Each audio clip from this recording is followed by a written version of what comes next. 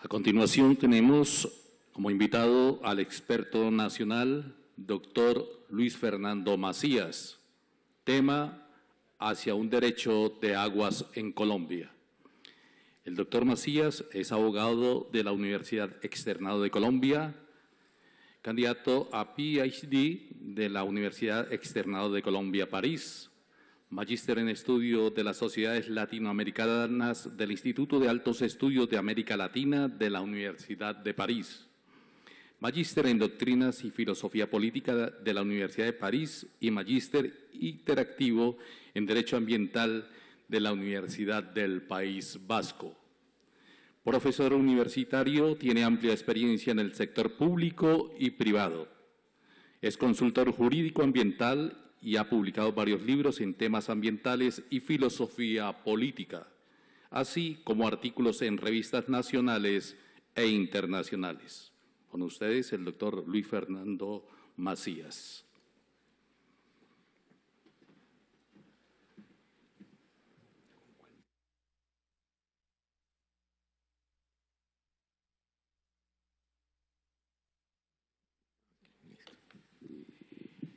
Bien, bueno, buenos días. En primer lugar, debo dar un doble agradecimiento.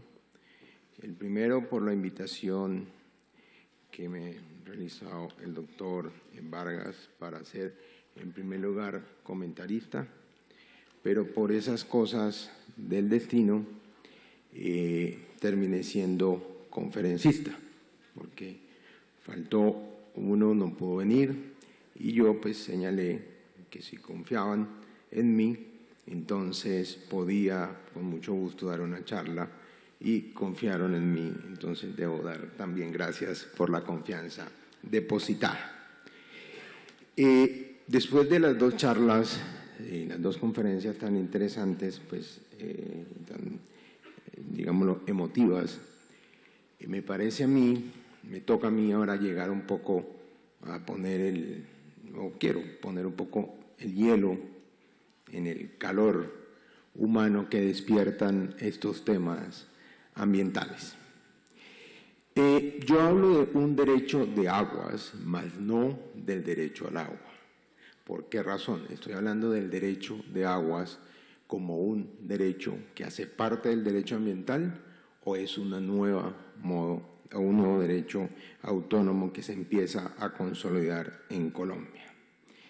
En otros países, ¿cierto?, se habla de que el derecho de aguas es un derecho que hace parte del derecho ambiental, pero obviamente tiene, digamos, una gran sombrilla que es el derecho ambiental, y el derecho de aguas es uno de estos derechos que se desprenden del derecho ambiental, porque yo lo que creo es que el derecho ambiental se está volviendo un derecho madre de donde se empiezan a desprender otros derechos. El derecho urbano tiene mucha influencia ambiental, el derecho también ya se habla del derecho de fauna, el derecho del cambio climático, en fin, hay un panorama de derechos que confluyen todos hacia lo que es el derecho ambiental.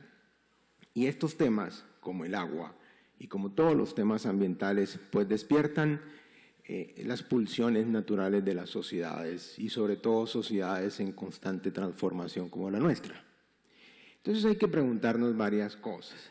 Uno, el derecho ambiental, o sea, la legislación ambiental, ¿es el reflejo de las leyes naturales, o el derecho es un producto de un proceso de razonamiento y razonabilidad de las sociedades que establecen unas reglas para relacionarse con el medio ambiente, teniendo en cuenta, es cierto, la naturaleza, pero no refiriéndose necesariamente a reproducir leyes naturales? Es decir, es el gran dilema que siempre plantea el derecho ambiental, si es justnaturalismo puro o si es un derecho positivo. Ese es un aspecto importante. El otro es el tema de los enfoques, porque cuando lo que el profesor Jordano Fraga llama las consideraciones metajurídicas del derecho ambiental, o sea, aquellos aspectos que no son derecho, pero que inciden en el derecho. Entonces, ¿qué le interesa al abogado? No, digámoslo, al sociólogo, no al economista, sino al abogado como abogado. ¿Cuál es el punto de esto? Entonces, eso plantea unos temas. Y en un aspecto como el agua, donde tiene una función ecológica, una función social, y tiene, digámoslo, función social no en los términos de la función social de la propiedad, sino tiene, digamos, una función en términos de sociedad, de construcción de sociedad, y naturalmente tiene también una función económica. Entonces, digámoslo que en esta primera reflexión, ¿qué voy a plantear yo? Voy a plantear una premisa esencial, ¿qué es la legislación ambiental? De acuerdo al fallo C-126 del 98, que lo he escuchado muchísimo y curiosamente ese fallo, creo que es el fallo más importante que ha dado la Corte Constitucional y se volvió importante sin pensarlo cuando hicimos la demanda, ¿no? Y digo, porque yo fui el autor de eso, pero no como la gente piensa, ¿no? De hecho, quien lo demandó fue el DAMA, fue la Autoridad Ambiental de Bogotá quien solicitó que hiciéramos esa demanda, porque aquí en el tema ambiental hay que mirar la historia, que es lo que voy a hacer. Entonces, ese fallo define qué es legislación ambiental. Luego, los antecedentes históricos. Aquí oigo hablar de muchas cosas de legislación, pero Colombia tiene unos fundamentos históricos muy importantes. Hay libros de derecho de aguas en Colombia de mediados del siglo pasado. Hay sentencias del Consejo de Estado de mediados del siglo pasado. Hay planteamientos que uno los lee hoy y no saben si son de hoy o incluso si son de avanzada y son escritos en el siglo XIX, afortunadamente incluso por alguno de los fundadores de mi alma mater, la Universidad Externa de Colombia. Entonces no es nada nuevo. La ley segunda del 59 la gente la cita mucho, pero no han mirado los antecedentes. Entonces dicen que es que la ley 23 del 73 y el código son producto de Estocolmo, con todo respeto. No, son producto de nuestra historia. Pues en esa época no había internet para poder acceder en Google y buscar todo lo que se estaba discutiendo en el mundo. Entonces, yo creo que en esa parte voy a hacer también una referencia. Entonces, empezando por los enfoques, no hay que mirar varias cosas. El agua tiene un enfoque económico, tiene el abogado o el derecho mejor, un papel claro, pero en la medida en que hay una política. Se nos olvida que el derecho es un medio para, no es un fin en sí mismo. Eso es muy importante. Tiene un enfoque cultural obvio, ¿cómo no? ¿Cómo no podemos nosotros desconocer las prácticas del agua de las comunidades autóctonas, originarias, comunidades indígenas, afros, campesinas? Obvio que sí. Sin embargo, eso tiene su problema. Una comunidad, y aquí hay que hacer una pequeña paréntesis, el concepto de comunidad en Colombia, sobre todo para los extranjeros, a veces tiene cierta connotación ideológica, ¿no? Y comunidad es todo el mundo. Pero quiero señalar esto. Un grupo o un propietario de una tierra puede cuidar el agua, pero al mismo tiempo puede estar cogiendo los agroquímicos y botándolos en el suelo. Entonces, ¿qué hacemos ahí? ¿Qué es más grave? Ese es el problema y ese es el punto que plantean esto. Créame lo que yo en el ejercicio profesional, porque yo vivo en el ejercicio de campo, me encuentro con muchas cosas de estas, de todo tipo, ¿no? Entonces, ese enfoque cultural a veces puede chocar también con la protección. Filosófico, claro, no es lo mismo el agua para una comunidad campesina que para comunidad afro o que para una comunidad indígena. No tiene esos enfoques. Ecológico, pues claro. Ideológico, indudablemente. El medio ambiente hoy en día se está convirtiendo en un instrumento ideológico. Y eso está bien, no es una crítica, me parece válido. Político en el buen sentido de la palabra, científico y jurídico. Mi enfoque es el jurídico, que naturalmente hace referencia a los otros enfoques, o hay que tener en cuenta los otros enfoques, pero mi enfoque es esencialmente esto, jurídico. En el aspecto económico, por ejemplo, aquí no se ha hablado de la política de navegabilidad de los ríos. ¿Y cómo puede afectar eso el tema del uso del agua? Esto no se ha hablado tampoco del posconflicto, ¿no? Porque el tema ambiental se toma a veces como un aspecto, como dice decía Cortázar en el libro Un tal Lucas, algo así como que desconfío de aquellos que saltan de piedra en piedra a ver un atardecer, que es lo más común de todas las cosas, dice, porque son visiones bucólicas a veces que se tienen. Entonces, no hay que tener visiones bucólicas solamente. El medio ambiente es parte esencial del interés nacional de los estados. Y si un estado no entiende que sus recursos naturales hacen parte de su propia seguridad nacional, estamos dejando de lado la soberanía. Eso es muy importante tenerlo en cuenta. Y en eso nosotros no nos detenemos a pensarlo. Porque el país, como en muchas otras cosas, está perdiendo su soberanía en un modelo que escogió de desarrollo. Entonces, cuando uno escucha estas visiones de acuerdo a los enfoques, vemos que es Colombia, o mejor la sociedad, hasta donde estamos fragmentados en múltiples visiones de lo que queremos como nación. Ese es el punto.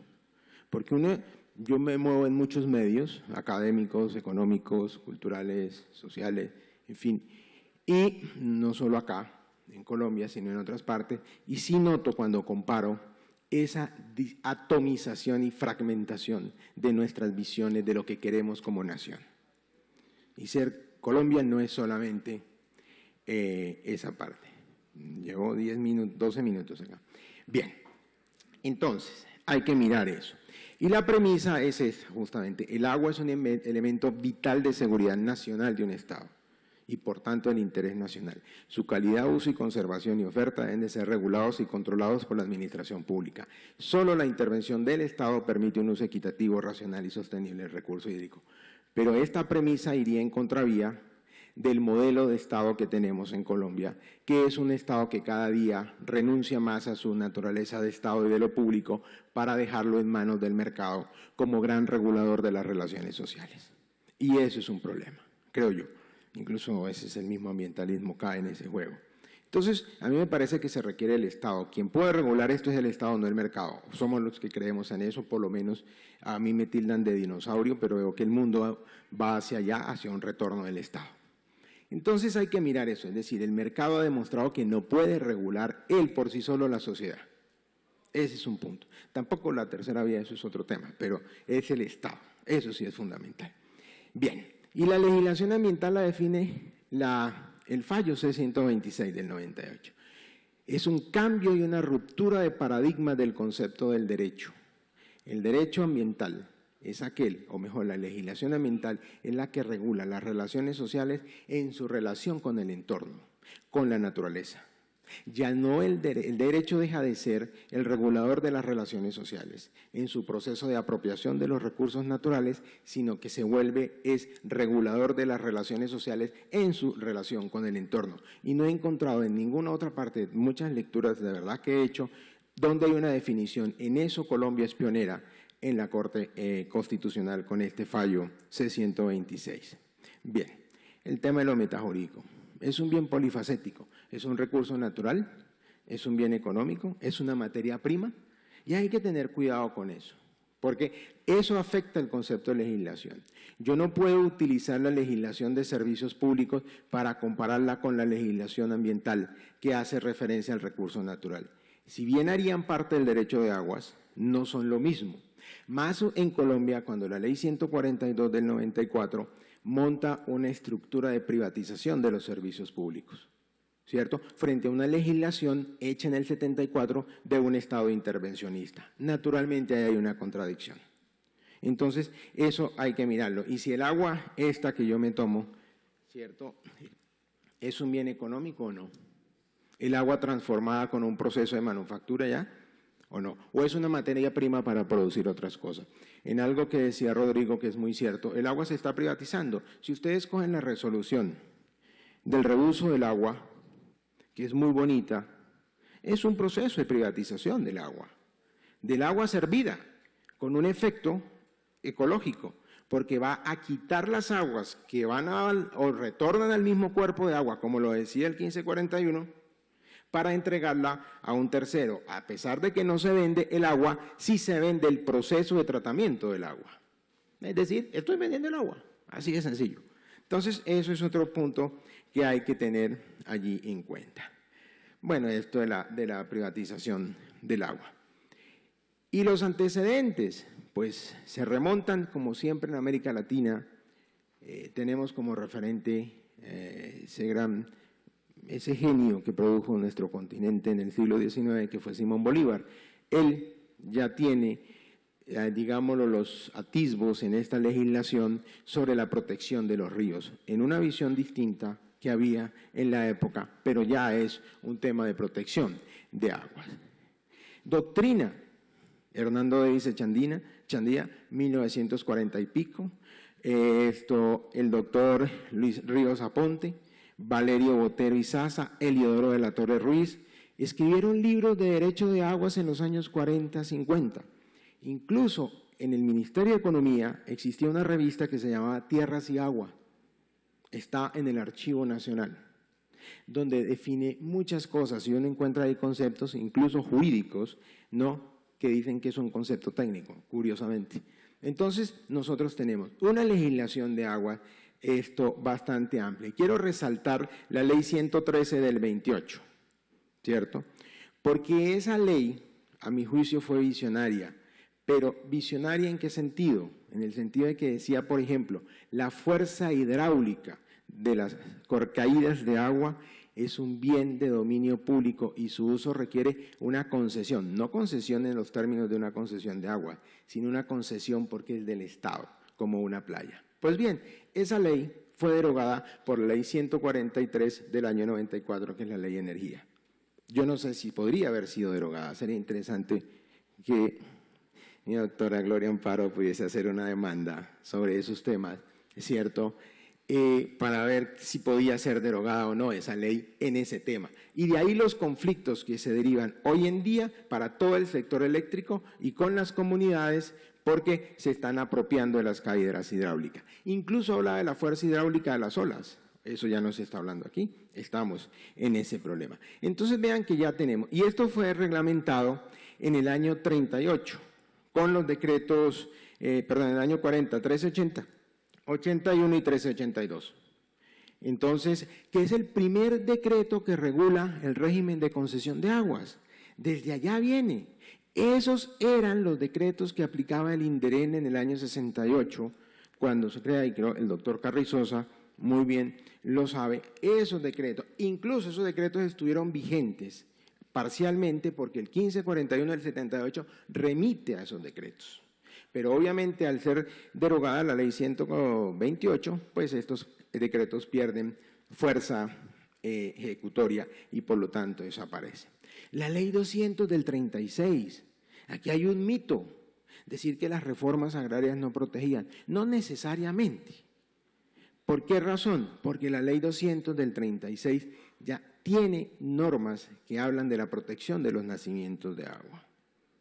Entonces, que es una ley de reforma agraria, la primera ley de reforma agraria en Colombia. Entonces ya tiene eso. Por eso yo creo que hoy en día, y esta es una ley de posconflicto, recuérdenlo los que saben la historia, porque como también se nos ha olvidado la historia en nuestro país, esta es una ley de posconflicto. ¿Ya? Entonces hay que mirar esas leyes. Luego los antecedentes doctrinales, ahí está. La desaparición de los bosques en relación con la conservación del agua y un concepto de desarrollo sostenible, escrito por el doctor Diego Mendoza Pérez en 1897. Entonces, ahí se encuentran ya vestigios. Cuando uno lee este texto, que dice que siendo las aguas uno de los elementos para la economía de cualquier país, es natural que el legislador procure adoptar medidas para su conservación. Todos los aspectos fundamentales de nuestra vida económica, la agricultura, la minería, la ganadería y la industria están ligados inseparablemente a la conservación de las aguas y de ahí que sea esta una de las razones que nosotros hemos presentado a favor de la intervención del gobierno en su reglamentación y control. Bueno, está ligada a la conservación de los bosques, en fin. Esto es escrito por el doctor Hernando Davis Chandía en 1940 y tanto. Entonces, vemos que ya hay antecedentes. Las comisiones de agua. se crearon de los años 40, 41 y hoy estamos queriendo crear. Entonces, a mí me parece que hay, bueno, el marco jurídico, el tema de la propiedad, hay un artículo interesante que es el 723 del Código Civil. Porque ese artículo, digámoslo, en principio es cuestionado, porque el artículo dice eso: si una heredad ha sido inundada, el terreno restituido por las aguas, dentro de los 10 años subsiguientes volverá a sus antiguos dueños. Lo subrayado fue demandado y fue declarado constitucional por la Corte Constitucional en este fallo. ¿Qué pasa entonces con los humedales? Hay una contradicción en los fallos. Con todo respeto lo digo. ¿Por qué razón? Porque entonces, ¿qué pasa con las zonas inundables frente a los humedales? Pero fue declarado constitucional por la Corte Constitucional, ¿no? Dejó de funcionar. Por favor. ¿Se paró o se le acabó la batería? Bueno. Entonces, hay un marco institucional también. ¿Ya? Ya, listo. Bueno, los tipos de agua que hay. Las aguas marinas. En Colombia nosotros no vemos el mar. Se nos olvida el mar. Y resulta y pasa que Colombia tiene casi 2 millones de kilómetros cuadrados de extensión, de los cuales 900 y pico mil son de territorio marino. Es decir, el mar para Colombia es esencial y hace parte de su seguridad nacional. Eso es fundamental. Y eso no se tiene en cuenta. Instrumentos, hay muchas leyes, las concesiones, es decir, todo derecho de aguas tiene que tener una política, unos instrumentos, tiene que tener unos mecanismos de gestión y, naturalmente, unas normas policivas que se encuentran acá. Estos son los instrumentos de control que son pues las licencias ambientales, que como bien dice Rodrigo, se desmontaron hacia el 4 de agosto de 2002, curiosamente. Hubo un desmonte del licenciamiento ambiental total. Hoy en día, en Colombia, prácticamente nada requiere licencia ambiental. Y esto lo he escrito y lo digo en mis clases, ¿ya? Y en mis conferencias. Nada requiere. Con un decreto que modifica la Ley 99, porque el 2820 modifica la Ley 99. El decreto dice que la exploración no requiere licencia ambiental en hidrocarburos, y lo que dice el numeral primero del artículo 52 de la Ley 99 dice que requieren licencia ambiental las actividades de exploración.